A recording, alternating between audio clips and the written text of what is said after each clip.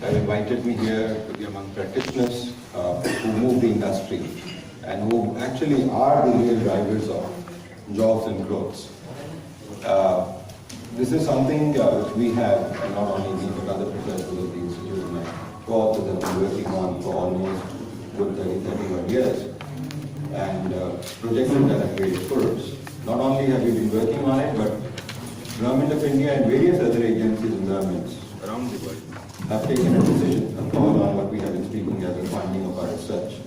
Just to earmark to begin with, the KYC norms you see in the banking industry are an outfall of our work all through going through 1987 on black money, money laundering, going to 2003, 2004, after which the World Bank and IIF took a decision of introducing KYC norms in the bank. And then you will see in part of the presentation. I have left some PDF files with the organizers and I request them to share them with you, which will act as a background because I was not able to finish on the background paper. Given the recent developments, I have been quite often on television and I could not finish the background paper, so I wanted to for this conference. As I said, the bifocal focus and most of the issues will include banking, financial inclusion. From the CFO perspective, I will be presenting that as well. This work in any case is hard work, and the institution is not really responsible for it. I thank some of the people, some of the Nobel laureates and others who have been interacting with these issues in the last 25 years. The way I present my presentation here today would be giving you a brief outlay of the growth story, what's been going on around the world and in the country, and then move on these three issues, which I saw will cover most of the issues which are there during the day's conference. I see they have created an exhaustive panel of experts from different places, and especially practitioners who will be discussing on some of these issues. I hope you find some of these issues to form a background of what we are going to talk about today, and then educate it. We are looking at a world today with some of these focus areas, which is technology and environment, which become key factors today. Technology is changing the shape as to what we look at today, whether it is industries, human resource, growth, even our personal lives. They have completely been revamped or done away with as they were before. And they have changed. Children grow today with technology.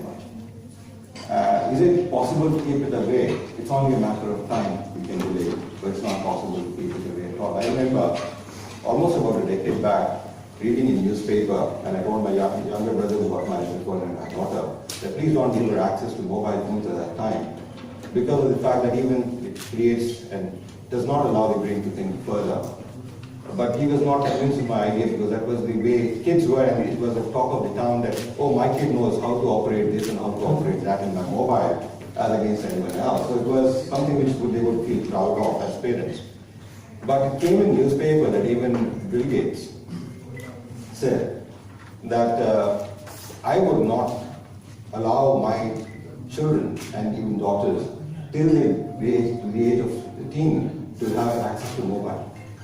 Now, a person who has been an IT-driven and created an industry in the IT framework, talking about the fact that they will not allow access to IT systems or mobile networks is something which is quite different. And then I had to put it before him to show that. So technology is something which is not ingrained and not an issue which only industry or institutions or government is challenged with or perplexed with, but even people at the ground level.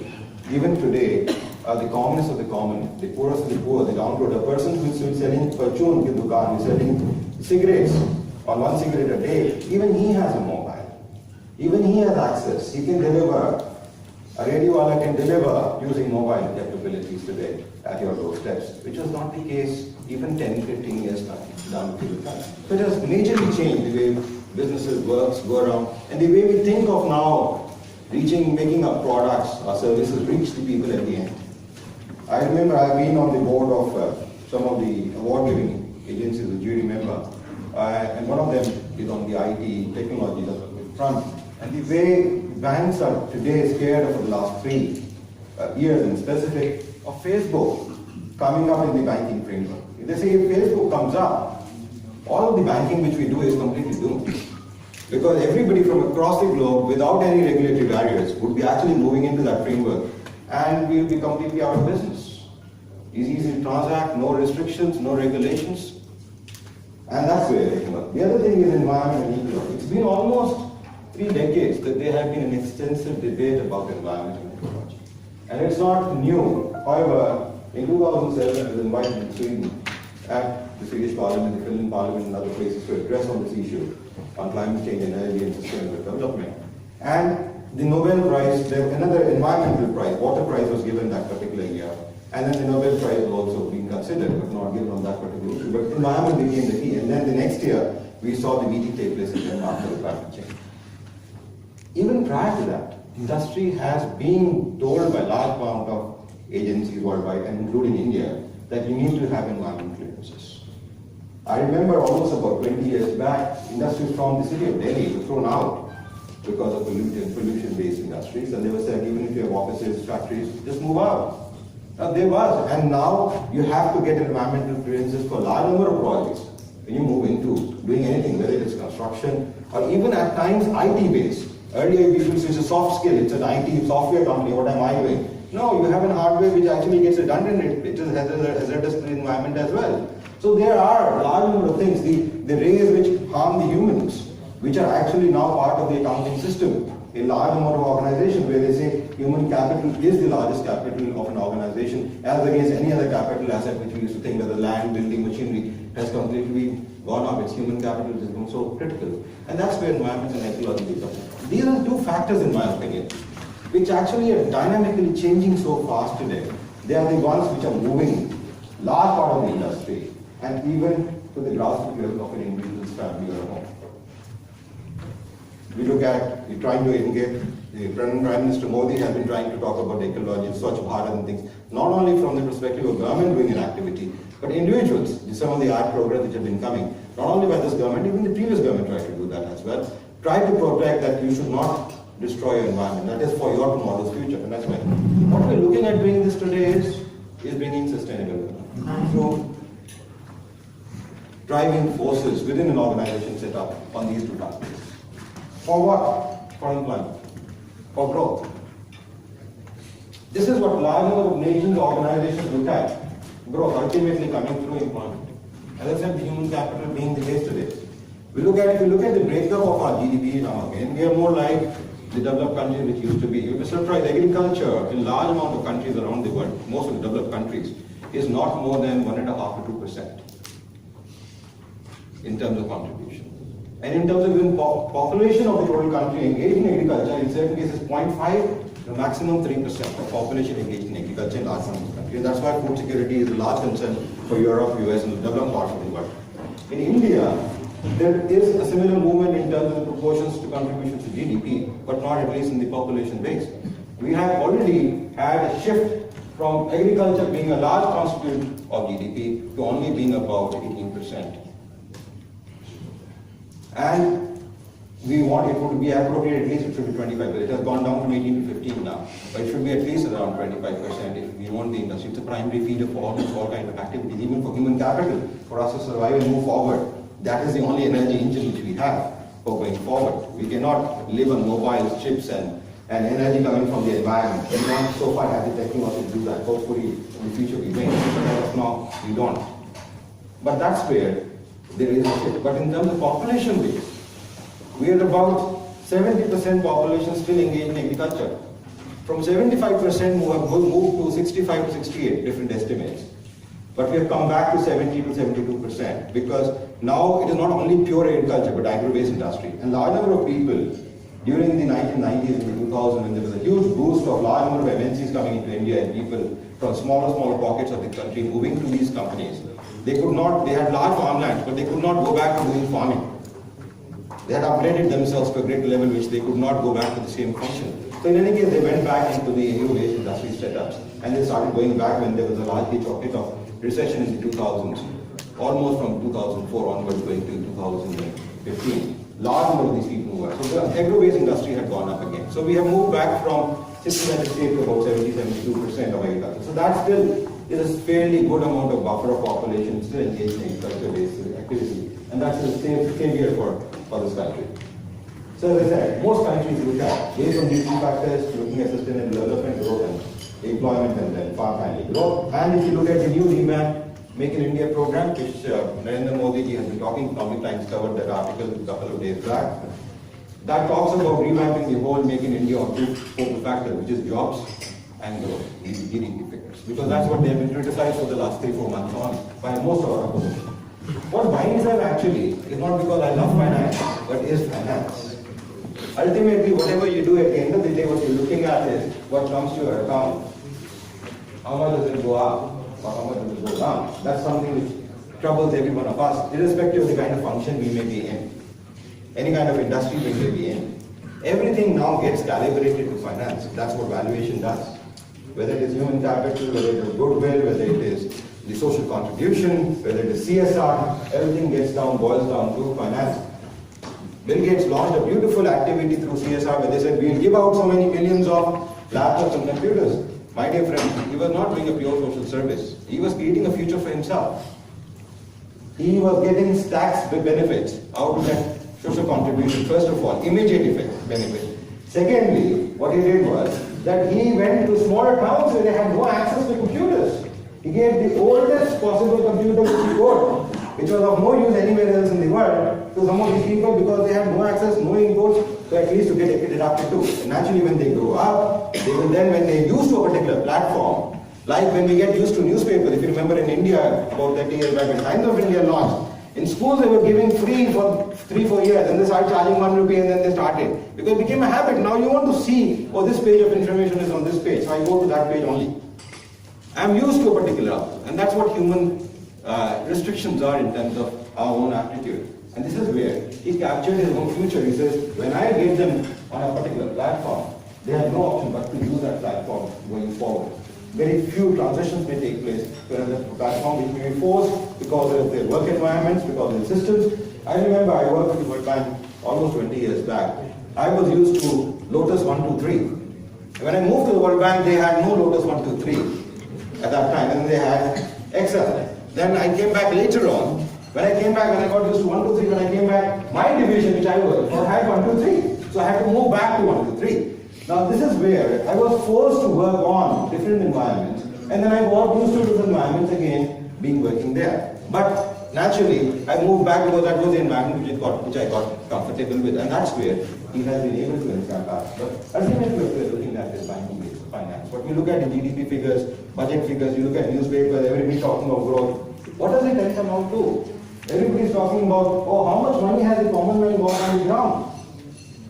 Has he been really benefited? Is he getting a job? Is he getting his sustainable level for survival tomorrow? Is your employee, and that's where most motivation theories have been working on HR. The only problem is that the women force moving into the HR framework in the last 20 years had completely complexed this whole HR motivation policy framework, where they do not know now, is it the promotion or the salary which makes a difference, or there are a number of other components, especially with the women workforce.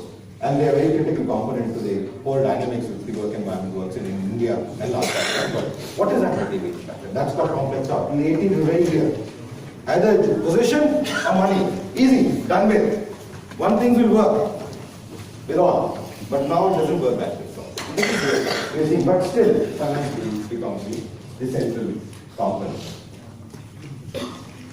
To give you a background of what's been going around, although you must be getting the best press, knowledge inputs from magazines, newspapers, televisions, but still most of us are unable to go through everything except for what we are in the industry.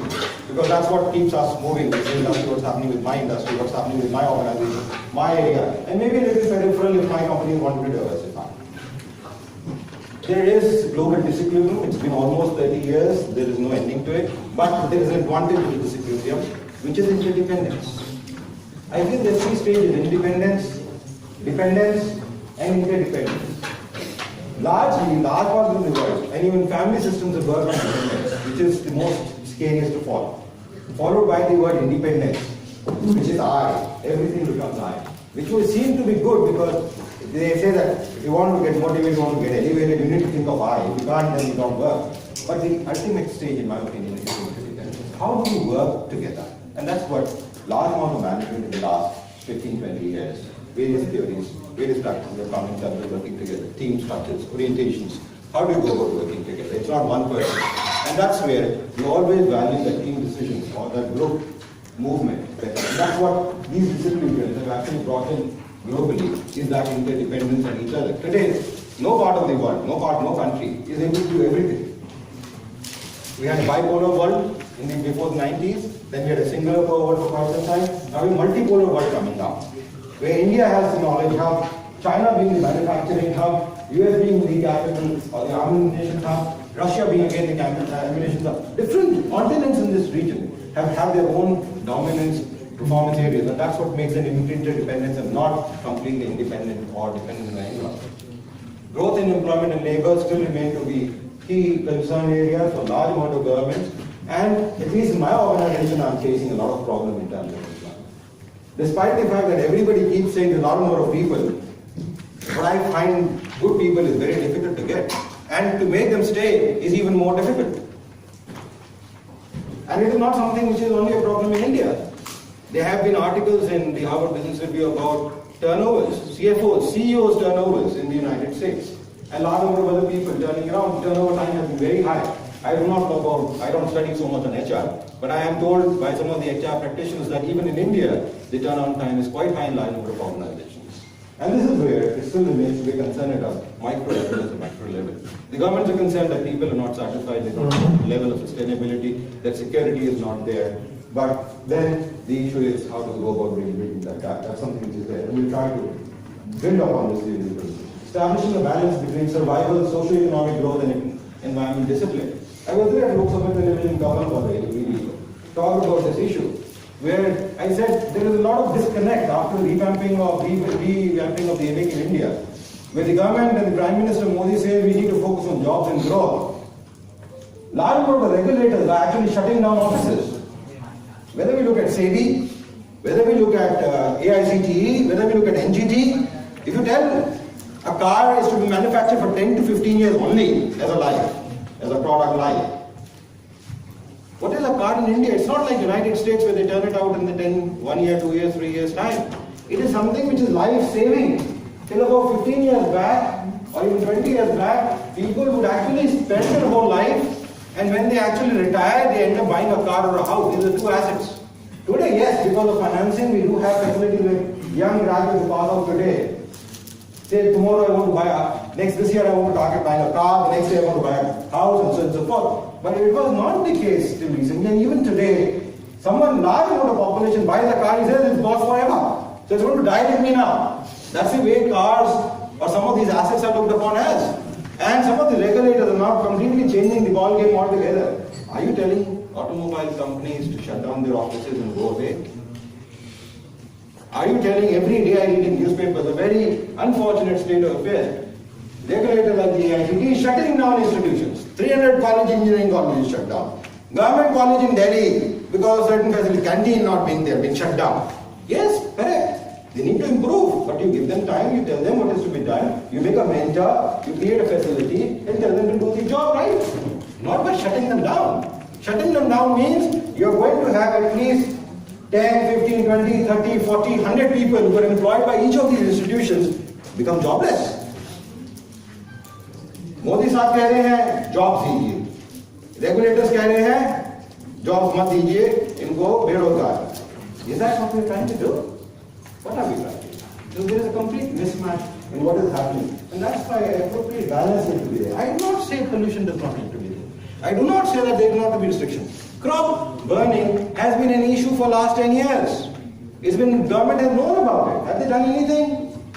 Willful defaulters. 97, 98, a big book came out about large number of organizations, top-notch companies, which were defaulting. Why? In the 1990s, when computers came in, efficiency was introduced. There was a huge amount of labor. The employees are not efficient. So the bankers, banking employees said, we are efficient. It is not because of us that banks are taking NPAs. It is because of non-collection of the funds which are given to companies.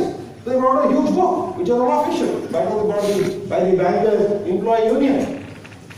Every large amount of member parliaments at that time, journalists, editors, every one of us has a copy. 20 years have gone by.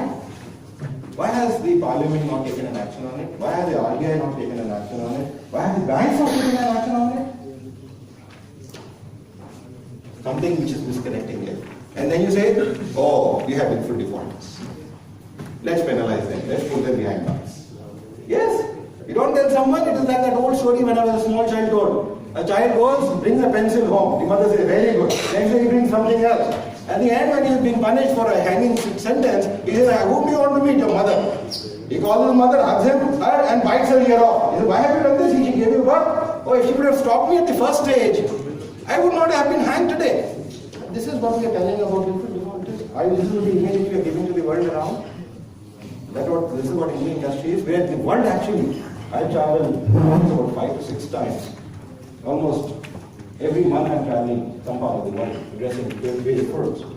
And they have a lot of high esteem over here, the Indian corporations. They're surprised how is this country running so well, with all these difficulties and problems. How do they still run? With so much of abject poverty, how do they still manage?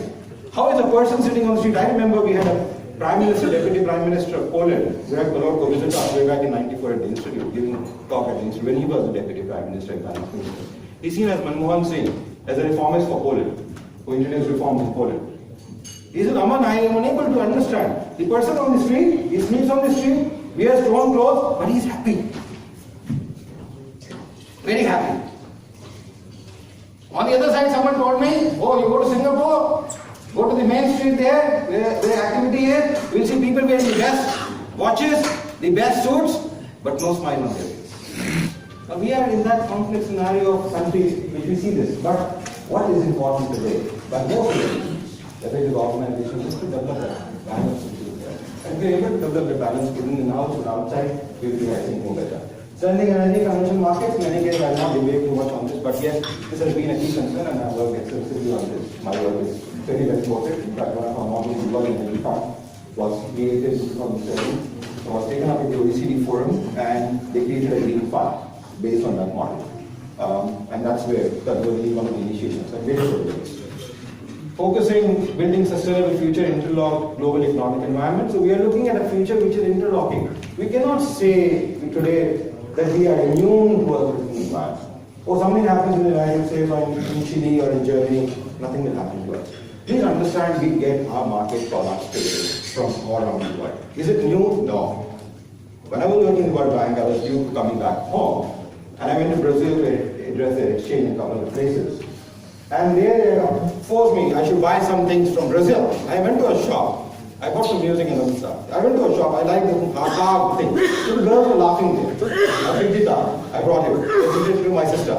When I presented my sister, she said, we picked it up from Janpat. I said, I'm coming from the airport directly with you. How can I go to Janpat? She said, look at the tag. It was made in India. So I could understand why the people in Brazil, in Sao Paulo, were actually laughing at me, smiling at me, when I was buying a piece which are actually imported from India, being sold at a much higher price. So we have been having these products, and we consume most of these products on a day-to-day life today, which comes from all over the world. There are companies which manufacture like the batteries, where the whole process goes through all the world. I remember a pharmaceutical firm, which is the second largest pharmaceutical firm coming out of Israel. I was addressing a conference in Israel about 10 years back. The chairman was there, and second largest. I have a manufacturing plant in one place, I have my research plant in one place, he had an office in India also for research, he had an office in Brazil, in different places, and different processing units all the way across the world. So we are looking at that kind of competition. That's where interlocks to our global economy. So what happens in any part of the world makes a major difference. Central bank banking and market responses are critical and key. After the 2007 crisis, I had meetings with almost about 5 governors of central banks in Europe and other parts of the world. One-to-one meetings, luncheon meetings, and I was shocked to learn that they're still following the old policy of sustainability, which most of us do every now and then. Oh, back time, let's sit and wait, things will improve. We'll go forward, things will be fine, financials will be okay. That used to be old times. What has created these NPAs which we are sitting on?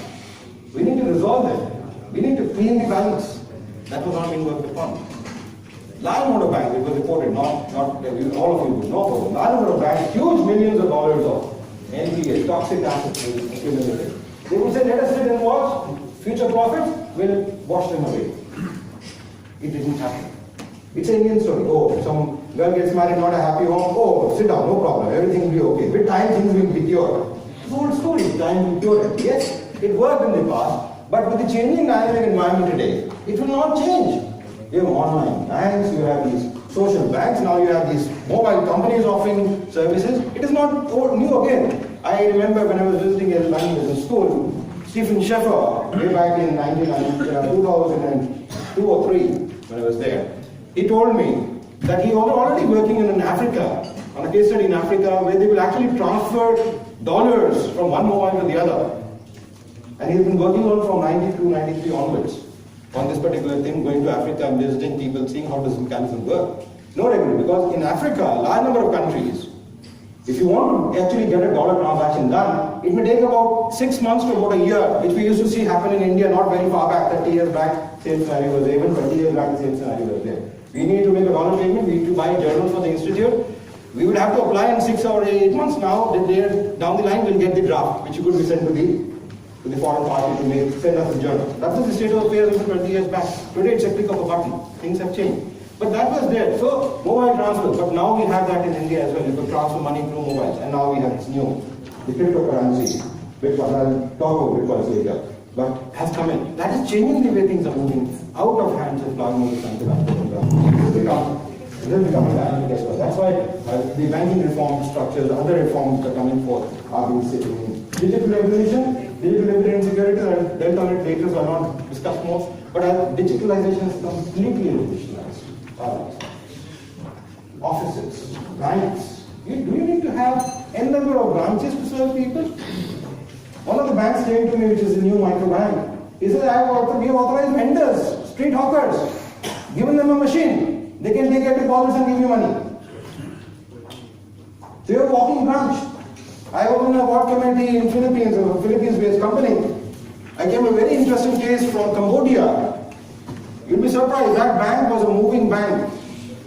They had bought Mercedes vans, and Cambodia is a broken, like small towns in India, not good roads, lot of thefts, lot of people, robbers. They bought a mobile van, bulletproof mobile van, 10 vans they bought to begin with, and they would move from one village to the other, giving these services. You'll be surprised, year one that bank was profitable. Next year they bought another 15 vans. And we had reports for only 2 years because at that time we had applied for the reward. So I don't know what happened after that. But at least I can only tell you, no bank anywhere in the world can be profitable year one. In fact, large number of corporations, most corporations cannot be profitable. Any kind of business you may get into. So I'll talk about the digital revolution. I'll give some thoughts here.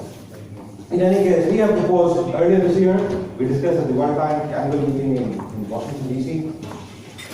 Then at the ADB meeting in Yokohama in Japan, and also at the OECD meeting in Paris, and then at various other forums about a theory which we have created, which is theory of employment, wealth, and full employment and generation of through creating a national labor exchange, which is different from the way. This national labor exchange is more along the lines of the Bombay Stock Exchange now, because all our human resources are in man hours. What we actually give to an organization is man hours. It is not number of days and so on. But whatever get valued is man hours, and man hours can be traded, and that's why it is not just an asset, it is a wealth.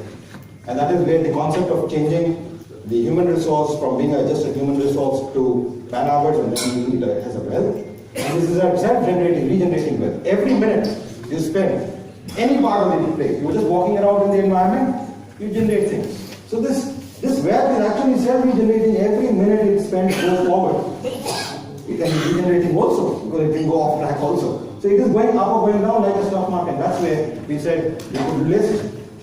Today the national labor exchanges worldwide are more or less controlled. We just send you the CV, apply, and then some officer will sit and send these CVs to X, Y, Z company and so forth. This is completely where both parties come, trade, and then if they match, they get going from there on. And this does not need to be full hour, it could be few hours of working a day or few hours in a month, everything. It's because it's man hours based. It's not based on full employment in terms of total person. So it brings in all people who can actually take it on. In any case, we have been seeing for the last 6-7 months about simplification of taxes, GST and others, and I'll deliberate on a little later. The start came an economic survey last year. Very interesting. Everyone started talking, oh, we crossed. Like the rabbit and thought by the we crossed. Please understand, China has been growing at a high rate from the long term. we have had a very low base. So even if we cross the GDP growth, it is motivating. It certainly builds up our blood, makes it more and more glowing fresh, but it is not something which we have sustained ourselves with. They have been growing at an average rate of about 9 to 10%. We have been growing at an average rate of about 5.5%, 6% over the span of 10, 15, 20 years.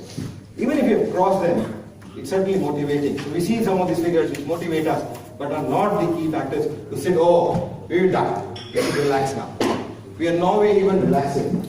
They can build a dam in about 3 to 4 months. Large number of corporations here. I don't see anyone coming up in India and building a dam in 3 to 4 months. I'm not saying why and why not. Because they have an autocratic system, it's a military regime system. They say something is to be done, the whole thing goes off, n number of people getting in. We don't do that kind of work.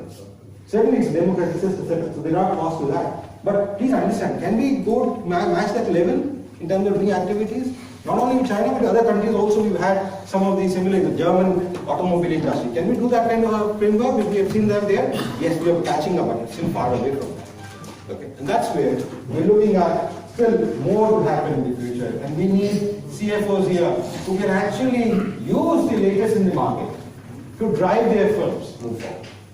It is not the amount of labor you put in, but the way you put in. If it is the labor which you put in to do things, then the person working on the street building the houses and buildings like beautiful buildings like this should be the highest paid person. It is not that way. So I think we need to have a large number of creativities. Today you can raise finances from any part of the world, sitting anywhere and doing things, doing businesses, and that's where we need new creative ideas, new financial innovation. See, I think every one of you is capable of to actually take this India into that phase, we can have the sustained growth which we have seen in the case of China. And let me tell you, I have been invited by the Ministry of Commerce, by the Ministry of Foreign Affairs to address them. In fact, address the minister and the heads of departments there about 3-4 years back in China. Biggest problem which they're facing today is leadership crisis. They say we have gone from here to here, but how do we go from here to the next level is not known. We are not getting that thing because they have been used to seeing the command. It's like a large part of the public sector. Oh, when it comes from the top boss, then I will work. It is never that from the ground it comes up and then let's do things and so on and so forth. No discussion, no debate. You follow. And that's why they're still looking at that leadership, that lamppost which will take them to the next level. Which is every stage you have, you go up, your base has gone up, so it becomes even more difficult every time. So we have a good chance of doing things the right way. Not compromising on our social commitments, not compromising on our ethics or values this country is blessed with and has actually benefited for ages now. I always tell my counterparts in the US and they sometimes talk about it. They say, oh, you see growth. And I said, India is like a 60-year-old man. He says, don't worry, right? Things will come. America is like a 20-year-old man. He wants to be a billionaire next time. It's only a 200-year-old nation. Our history goes back 5,000, 10,000 years. We have got so much complex stuff with things and systems and relations and ethics on the street to the richest man on this country. This person on the street, can he really afford to have 3,000 rupees as minimum balance? Are you telling that it is an elitist bank? Is this what Government of India as well as the largest bank of this country wants to tell the people? That it is the elitist bank in the country and it will cater to only the elitists? Or what the foreign national banks are doing? It is unfortunate. And they're levying now numbers on it. And I have proved that they even levied these transaction charges on one of our accounts even before it was introduced. So people even do not know because they don't even look at their passbooks every day as to what kind of charges are coming in. If it is 10, 15, 20, 50 rupees, oh, who bothers? The time for going and getting it back is more than the amount you are going to get back after the time is spent. So this is where I think this work on financial literacy is sensible. He was with the Swedbank, which actually sponsors the Nobel Prize, as well as the chief economist there and the professor at a couple of universities. Then, as I said, they work on the National Labour Exchange and others, which is again to try to do this. I've given the PDF of that work in the PDF which I've given to the organizers. Brief snapshot of India. I love to call it the baby elephant, and you'll be surprised that it was first introduced almost 21 years back by Swedish Radio. They came and interviewed me here in India. And at that time, I spoke of it, it was telecasted in the radio, and then Sweden invested a huge amount of money in India. A lot of Swedish investment in India. That's what we told when somebody in Sweden I went very much later. That we heard that interview and we made a lot more change in the decision making in terms of investing. I refer to it as maybe elephant because large part of the population is in this country even today. And then we are very young. Almost 65% of the population is between the age group. Again, estimates vary from 55 to 65, different estimates. 1.23 billion people, not staying back, we're still growing at about 1.2%, as against 1.8% which was the growth earlier. We account for about 3% of the world GDP in US dollar terms and 6% in GDP terms, which is not less. And that's what makes us an important role player on the global or the world place. Civilization going back, Harappan, Mohenjo-daro. In Wikipedia, if you go and look, I found out, but I cannot base it as a result because Wikipedia is not an authentic encyclopedia per se. And but it is a reference index for large. They say that in the south of India, there are remains which have been found which are 50,000 years old, which is carbon dated back system, which is an old technology, which is well tested and not defined. So if we go back to that, it goes 50,000, but most of the literature talks about less than 10,000. India was a golden bird, even is today a golden bird. I remember about 5-6 years back, I was in Hungary, and they were taking me to this palace where an Austrian king got married to a person, and she wore a dress which had 2 point some kg of gold, or 2 point some grams, so not a kg, grams of gold. 200 or 400 grams of gold in the dress. I said, the commonest of the common man in the city of Delhi would have at least half a kg of gold. Whereas your queen got married, proudly writing it in where the tour is explaining that only some 100 grams of gold is there in the dress. We have these dresses being designed not by designers today, but in Chowri Bazaar you go, you get a number of them designing the gold threaded dress. It's an old technique which is there. Now, that is something which we have been. Even today our consumption is 1/3 official production of gold is consumed in India every year. Official. And about 2/3 is actually housed every year in India because the balance 1/3 comes from different parts of the world as illegal trade and smuggled and so on and so forth. And even by people who are actually working in certain zones where they cannot actually remit money back to the country. So the easiest way for them is to actually convert it into gold. They lose some money, but then they bring it back into the country and then liquidate it again. So that's another way which happens, and which has been happening from the Arabian region extensively in the past. It got reduced lately, but it is again in other parts of the world which is still there. So we are actually still that way going up. Gold coin regime 1000 BC. So I think the finance and the banking must not be taught by the world at large. We've had it for quite some time. In case I've talked about this, economic models. India has a different economic model. Given the time, I do not have time to elaborate on all of them as of today. But we've seen a different systems. The United States having a different system. India following a mixed economic, going more socialist, now more capitalist, now mixed, changing its color time and again.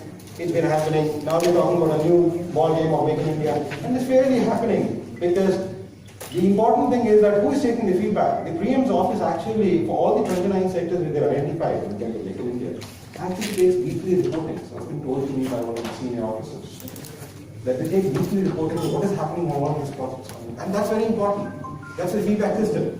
Most of us at the top level actually work on the feedback system. We don't need to work on the ground, but it is the feedback system. And that's where it's important that it's happening. Then in any case, we see China, which has remodeled itself, grown up, trying to push itself on the world phase, still difficult for it to come forward. They've been trying to push their currency for a long time. It's been almost 7-8 years to become an international reserve currency. Indian currency is an international reserve currency for quite some time. I'll come back to a little later. But well established, gone through the mechanism. Russians have had their own domain of functionality, whether it's defense, technology, naval, and so on and so forth. So they have had different models of economic growth, which are actually focused on both growth and development in these countries. And they have revamped their model as against what they used to be in the past. And it is actually changing constantly.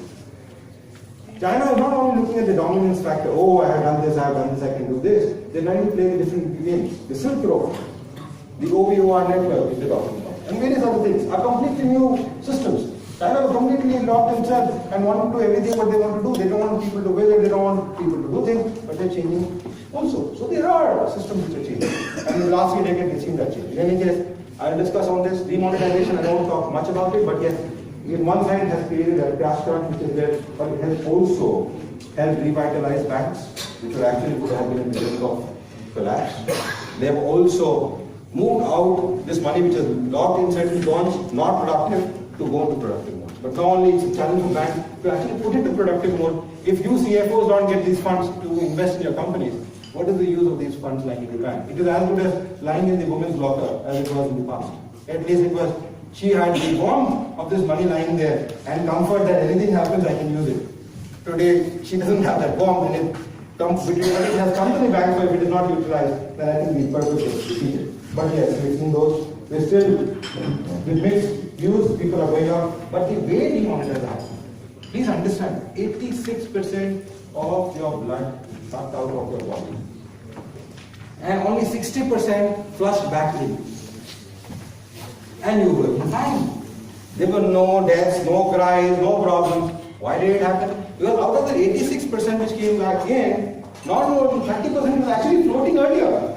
Now the 60% which has come again, about 40% still went back to the cupboards. But the balance which has remained out is much more than that 34% which was floating in the market earlier. So you still have more money which is floating. And so we could still see the country running not that well, not that great with their great expectations, but yes, still going forward and not collapsing.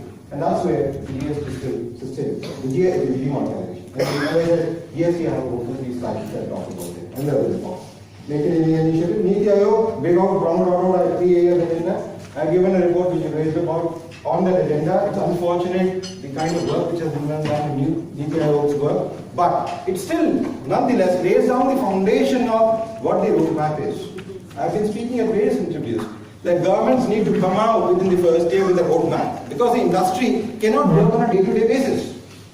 You as CFOs cannot take a decision, today this is happening, I'll take this decision, tomorrow this is happening, I'll take this decision. These are long-term gearing decisions on the goodwill of the firm, the goodwill of the organization, the sustainability of the organization. You don't want to come and exit. You cannot create tools like GE, I heard had, oh, if I'm not in the top 3, I'm out of the business. Fine, GE had that. Some of us have it still, but we cannot do all, organizations cannot run around with that. So we need a roadmap. Unfortunately, at least, even with all the problems we outlined in the particular Niti Aayog document, but still it will give some forward looking as to what the government is wanting to do, what way are we going to see the government machinery, different ministries move forward. Okay? And in any case, as I said, this piece which we wrote has actually been taken up seriously, and the government has seen in the last 2 months. We released that piece in September, within 15 days of the release of this document.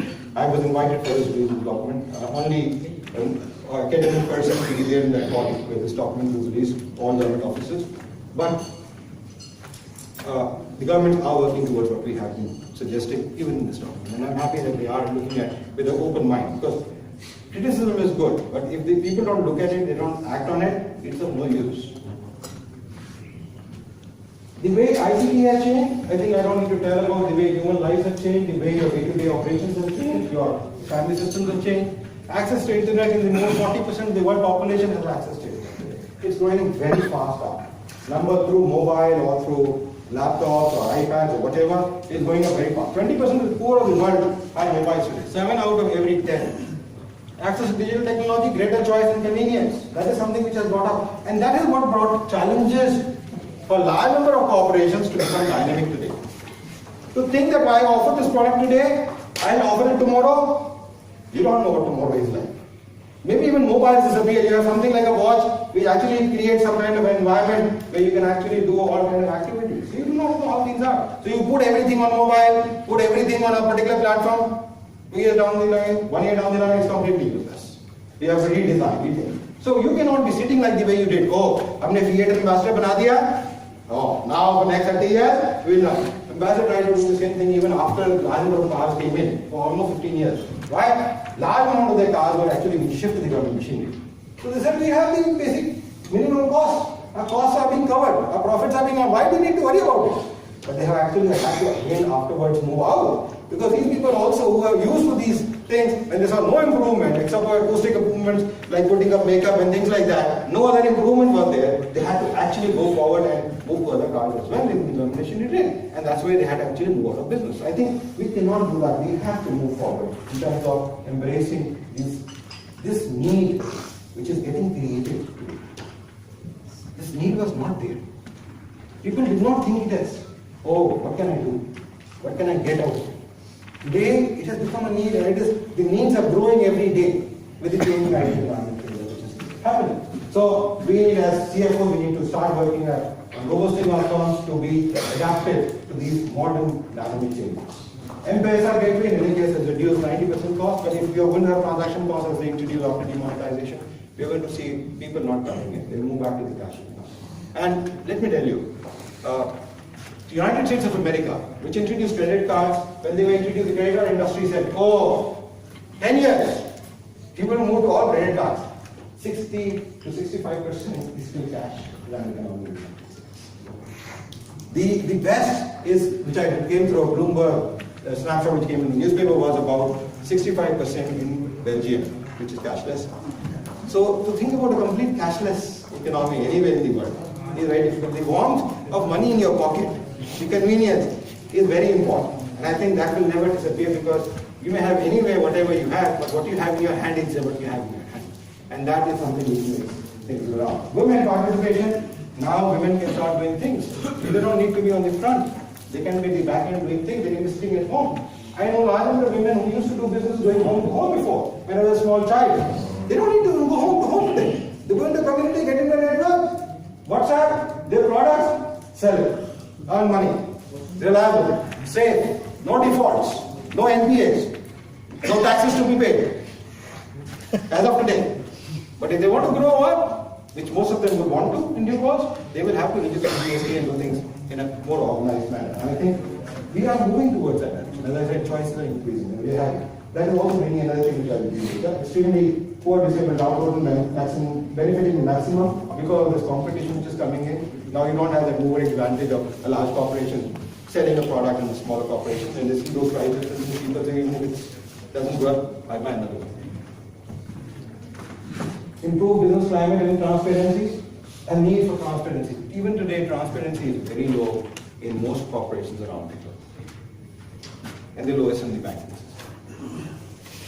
Governments are talking about it. I remember Naidu in Hyderabad was talking on the internet, saving the cost of transportation of people coming into a meeting room and doing things.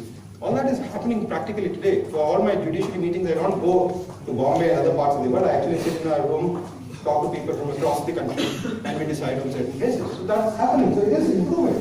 There is a cost, but it is improving. And that is building a transparency, because that goes online as well. Empowering common man to develop independently, which was not the case earlier. Less cash economic systems are there.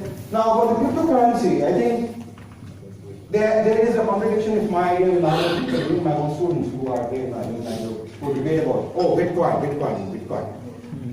My dear friends, I don't think, in my opinion, it will be a reality. It will be there. It will change the way how I am moving around the world completely. That will be the game mover. It's easy. Why do you have to take risk? Punch a code, give the code, get the money. No one knows. Two people. And with encrypted WhatsApp and other mediums, no problem at all. So, but we will have virtual currencies. United States of America Fed has already introduced its own cryptocurrency. We'll see other central banks falling up, wanting to create this cryptocurrency, virtual currency. Because the important problem with Bitcoin is, who regulates? Who controls? Who looks at this market? Exchange cannot, even someone sets up an exchange, or it becomes a part of an exchange. Who regulates? If someone does a fraud, something happens, who are we going to catch hold of? No one knows. We're only seeing that jump from 1,000 to 10,000 to 15,000, 20,000 and thinking, oh, we are seeing all those cyber threats also. Hospital system completely ramped off in the UK. Huge demand coming up. We are going to see those kind of threats come up. And that's why I'm saying it will be a great currency for the underworld or the Hawala transaction. But it will not see light except for in those countries where it is beyond control. Democracy in India is because it is beyond control. It is the rule of the land which is in the country, more than the rule of the state. And that's where they will see wherever, and we have had a lot of smaller countries actually, which actually get used to. I remember we had this risk transfer mechanism in the banking industry in the late 70s and early 80s. Oh, you transfer your risk, you hire other banks. Chile did it. 98% banking industry is sold off to large corporations. When they started having NPS, they started giving all those systems which they are having in the US. There's no social security system at that time in Chile. So people started defaulting, things were not happening properly, and then they had a huge loan problem in the bank. They said, okay, you don't bail us out, we move, we close your banks and move out. Your banking industry goes down, the whole economy suffers. What are you doing with the total portfolio of the company? Nothing. And this is where this concept which was floated by the bank, the World Bank, for risk transfer using other banks and transferring risk did not work. We faced this kind of a scenario in a couple of other countries. So some of these smaller countries will certainly adapt some of these mechanisms, which actually will try to benefit out of it, instead of using black dollar and other things which have been used in the past. I just go to one thing, this is there. The important thing here which I would like to say, the Indian currency has been a floating currency from 78 onwards. You would be surprised that we had this currency in a different color in the Arabic region. Because at that time India did not understand how do we look at the currency outside the country and inside the country. The exchange is not. Today, about 8 or 10 countries I know of have it as a reserve currency. That means they have it as a basket of the central bank, Indian currency. Not only that, it is in numbers of exchanges. You go to Hong Kong airport, you go to Sweden, you go to a couple of European airports, you can actually go and change Indian rupees, which was not the case earlier. On one side, we see China trying to say, oh, Thomas Cook, yen, please take. No one buying still, not going up. On this side, 30 years. It is a markedly acceptable currency, which brings the strength to the currency and the banking system in this country, and even the traders from that aspect. What is important is, we had a glory in trade, which was, when we started trading in Europe, we introduced clothes, textiles, clothes, food, everything was large part of the masalas and other were introduced by the Indians to the Europeans. Even the clothes, textiles, otherwise I don't know if they would be wearing clothes today. But this was because when a trader went from India there, through the old Silk Road, if they said, oh, it's come from Hindustan, whatever price, just buy it. There was a quality. What we moved out is on quality. Sony 30 years back, no one wanted to buy 30, 35, 40 years back Sony. But today, first choice is Sony. Why we trying to do that is that they become quality. I think what is important in trade is quality, not the exchange rate. Every one of you sitting in this room wants to buy a quality, a brand, because it is supposed to deliver a specified kind of quality. And that's where the quality importance is. Okay? And that is what we need to build our system. That we must stick to that quality and enhance it as much as we can. People will buy the product anywhere in the world. Louis Vuitton is an example in France. It is handmade, but most expensive. People still buy it because it has quality which they are looking at. It is not because it's handmade and stuff, but it is that quality. You only online banking, only partially introduced, only frameworks have come up. We don't have online banks today. In the United States, they are online bank, and that's what Osama bin Laden took advantage of in terms of financing his operations when he attacked the United States, way back in the day banking. Mobile banking, virtual banking, please give me 5 minutes. Okay. Virtual banking, development banking, retail banking, we have corporate banking, cooperative banking is already there. In any case, this is exactly something which is to come.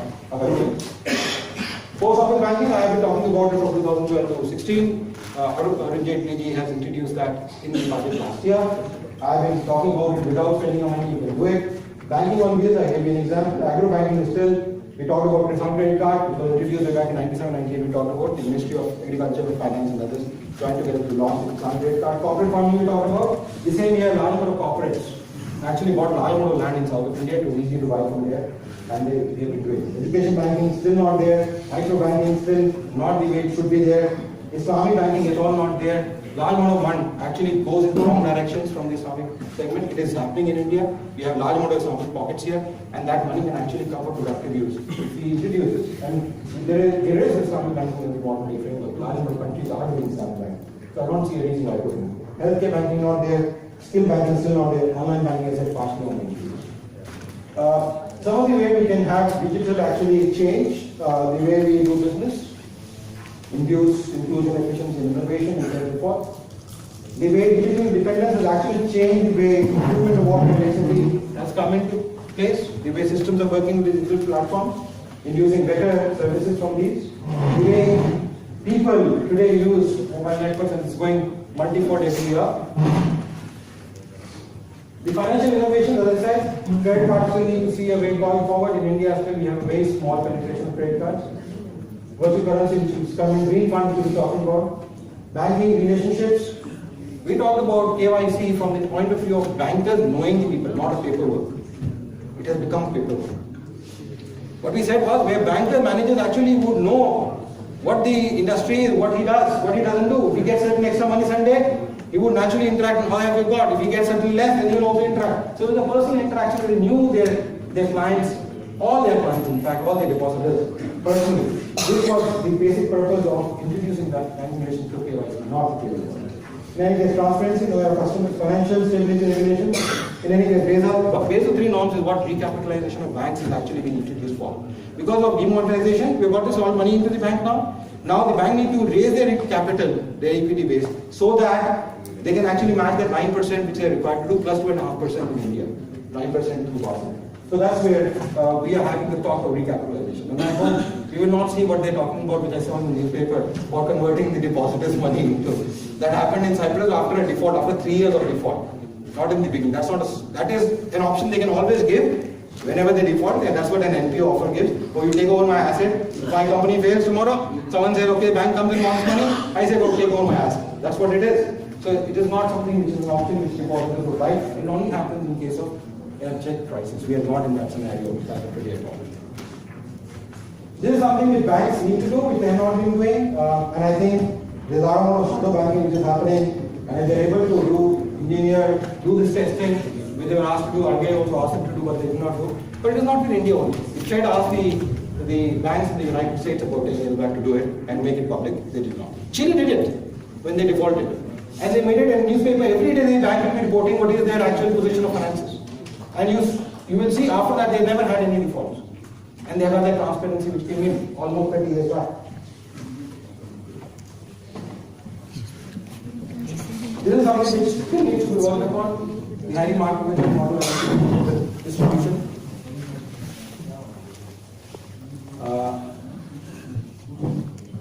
Can I just run two slides now?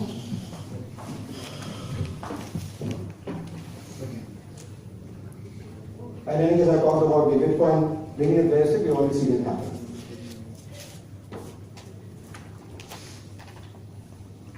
Unification has brought these game-changing impacts. One currency we still see to yet to see. Because GST is still not been introduced. Why? Because GST is a horror movie for CS in this country. It is actually telling us you go back to your first class and start relaying everything again. And that's where the problem is, where they're not able to introduce, and industry is still not able to introduce and take benefits out of it.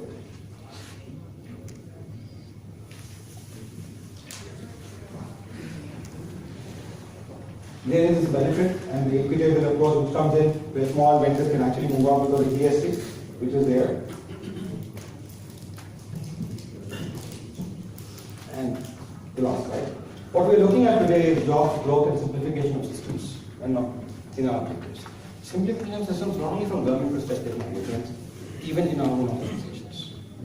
The way HR and other systems have been developed, the packages have been developed, have made things very complicated. Yes, the MIS became simple, but the systems became very complicated.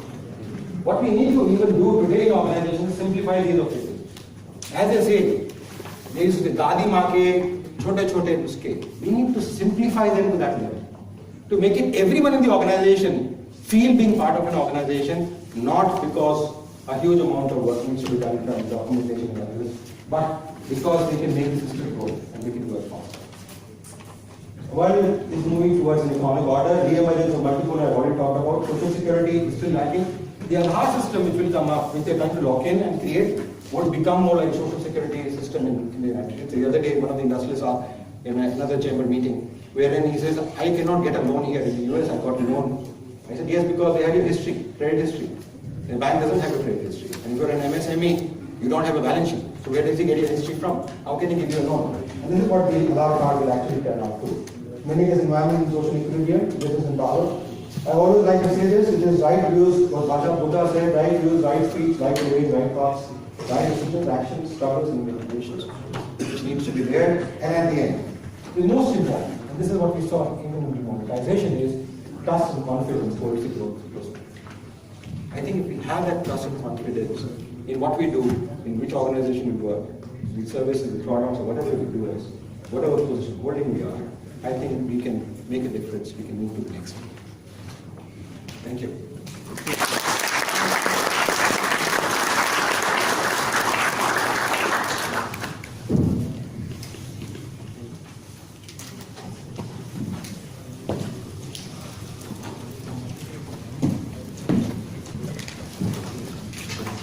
Thank you, Mr. Agarwal, for this wonderful